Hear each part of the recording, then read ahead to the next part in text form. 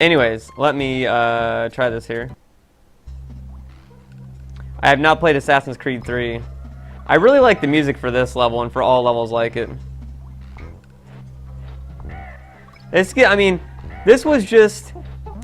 Donkey Kong Country and the sequels after it are examples, to me, much like the Crash Bandicoot series, of doing everything right with the game. Like they used all of their knowledge, all of their everything else like that and stuff like that to really make a really solid game. It didn't have a boatload of innovations to it. Like, I mean, the graphics were, of course, innovative and everything else, but it was very, very solidly done gameplay. It's like you don't see gameplay done like that much, and the comparisons to it are stuff like, you know, Mario and so forth, where it's like the gameplay is so solidly done that everything just kind of feels right and everything like fits together, if that makes any sense. And it's sort of like what the Donkey Kong Country series is like, and to some extent, the Crash Bandicoot series to me.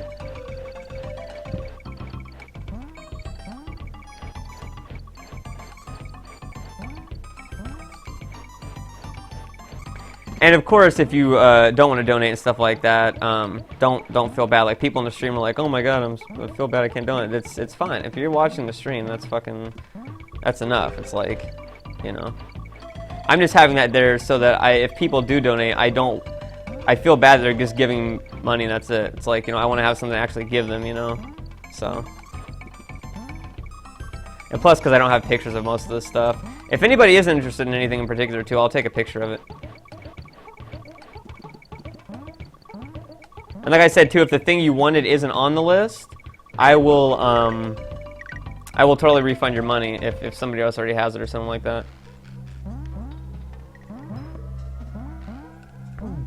Fucking owned him. It's like I'm trying not to go into the bonus stages, but I kind of can't help it because it's just like automatic from when I played the game. I'm not even trying to pick up the 4 fucking Kong letters and I'm just doing that. I forgot about going over the wall, yeah. And I do have Twitch partnership, Fetch Edison. I don't have the Sonic statue in the backyard. We had to throw it away because it got rotted.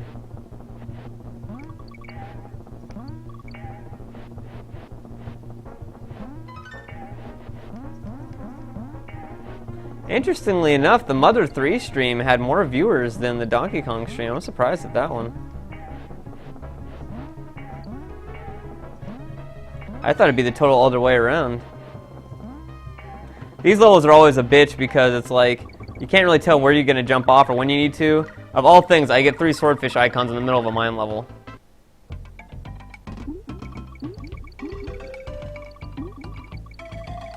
So I do remember in this level a little secret area, although in all honesty, it's kind of not really. Move, bitch! Move! Get out the way! And there's the big job you get, where it's fucking ×2.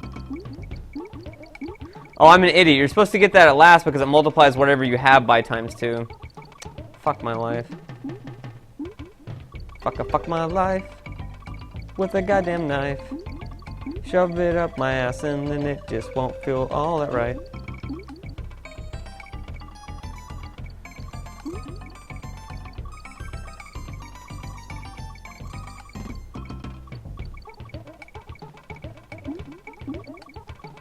Ubicam, I feel like I knew, but I fucking fucked up on this. You have to remember, I played this game like 50 times as a kid. It's like, I've played this game a lot. It's like, the internet wasn't really around, you know, for a lot of my younger life and stuff like that. It only really got big when I was like 7 or 8 years old. And even then, it was really, really slow. Here's a mindfuck for you younger viewers in the stream. Did you know that the internet, did it get started back at the beginning of the level? Wow. Did you know that the internet used to cost by minute, like how phone lines do and shit like that? Like how you have like minutes per month? That's how the internet used to be. And it was really fucking expensive. Like, I remember being on AOL and then fucking Prodigy and stuff like that. And with Prodigy, I think the rate was something like $0.25 a minute or some obscene rate or something like that, or like $0.10 a minute. Do you know how fucking insanely expensive that is? If you compare that to like now, when most of us spend upwards of like 5 to 6 hours on the internet at the bare minimum, a lot of people do nowadays. you would be spending like $200 a day just to be on the internet. And this was back when, of course, a dime was a lot worth, you know, like a dime back then is equivalent to like 40 cents now and shit like that. That's why they had stuff like the free trials on AOL, because it was minutes and stuff like that. You get only like, you know, 14 free hours, fucking 20 free hours, whatever else, stuff like that. And it's like, I remember my parents always used to be like, you know, you're being on the internet too long, we're going to use up our minutes and we won't be able to get on. And I remember like X-Band, I had that for the Sega Genesis and stuff like that, and I used that, and you only got something like a free hour a month to play with people, and if you went over that, it was like something like $5 an hour or something like that. And even more insane was the fact that that's after you paid the normal subscription rate just to be able to use it, on top of your actual internet bills that you would be using too. So it's pretty insane that like how much stuff was back then, you know, and stuff like that. And we just take that for granted now that we can be on the internet. Pretty much we just pay a flat monthly rate and doop-a-doop, whatever, you know. Whereas back then it's like you really had to watch your minutes. And I have to actually watch whether or not I'm going to get fucked in the ass here. Oh, and of course, take into account, too, that what you do now is like on high-speed broadband and stuff like that. And back then, we had dial-up. I remember being on 14.4K internet. If you want a comparison of how fast that is, the internet that they call ISDN runs at something like 128 kilobytes, and that's about 2 to 3 times slower than most DSL that comes out today, which is upwards of like 1 and 2 megabytes and stuff like that. So it's actually more like about 9 or 10 times slower. So DSL is around like 1 to 2 megs and stuff like that. I used to be on 14 kilobytes.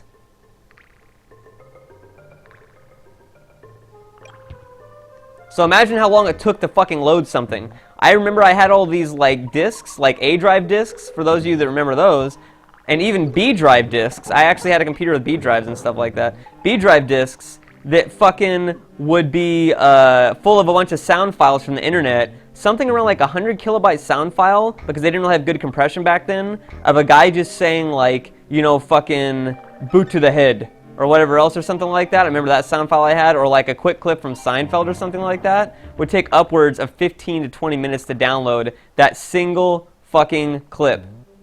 That single 10-second clip would take upwards of like 15 to 20 minutes to download. And of course, you're paying for those 15 to 20 minutes.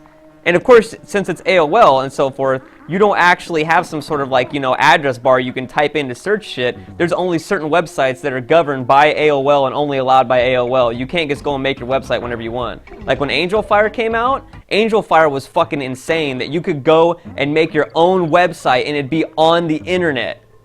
Like when that came out, everybody I knew made like 5 fucking websites. I made like a Pokemon website. I made a fucking website for this old PlayStation game. I can't remember what the hell the name of the game was, but I made it for that. I made it for, I made one for like my video games I made and stuff like that. And it was just so insane that you could actually make your own website and you didn't have to pay any money and it could be up on the internet and people could look at it. And that was like, whoa, even though it was like, you know, still at 56.6K internet and shit like that, people still loved it.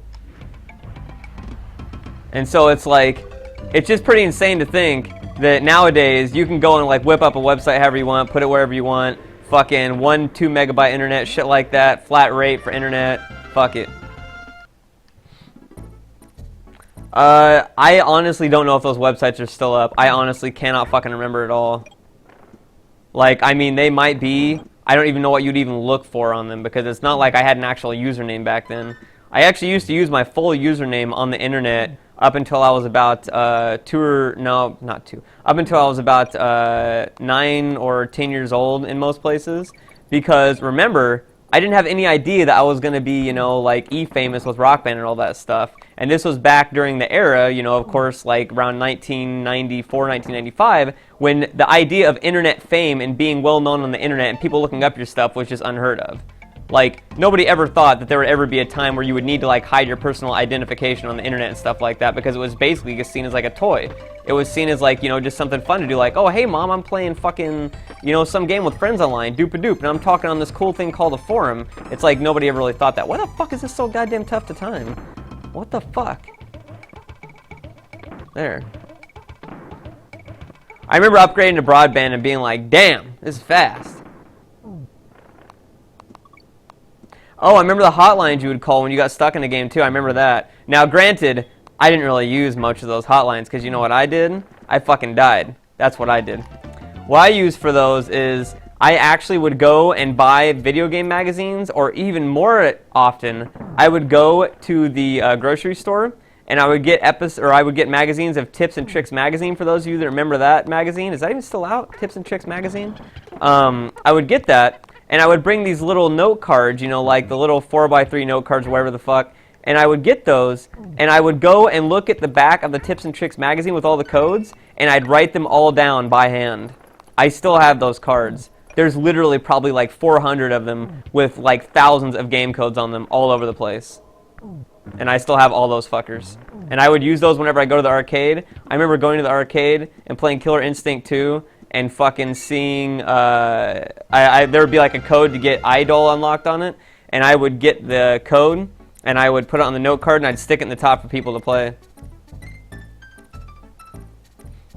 So I don't have them on me. It's back at my old place.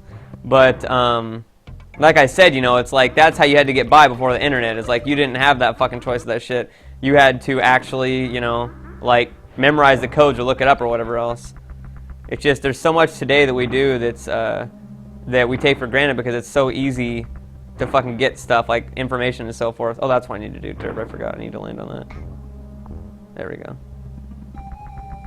So if you push this far enough over here, now that we're actually talking about the game, I always like when I tell people that my gameplay and stuff like that is mainly me just ranting my other shit, they're like, well, wait, why would anybody want to watch it? And I'm like, I don't know, because it's just whatever. And it's funny because it's like, a lot of people are like real mystified by the fact that I just talk about completely irrelevant shit in terms of the game. A lot of my shit's back at my old place. Yes, the internet did still have porn back then. However, it was very pixelized and took like, you know those whole jokes that you used to see of like the stuff taking forever to load and all that kind of stuff, and then it gets stuck on a page or whatever else? Yeah, that happened a lot. A lot.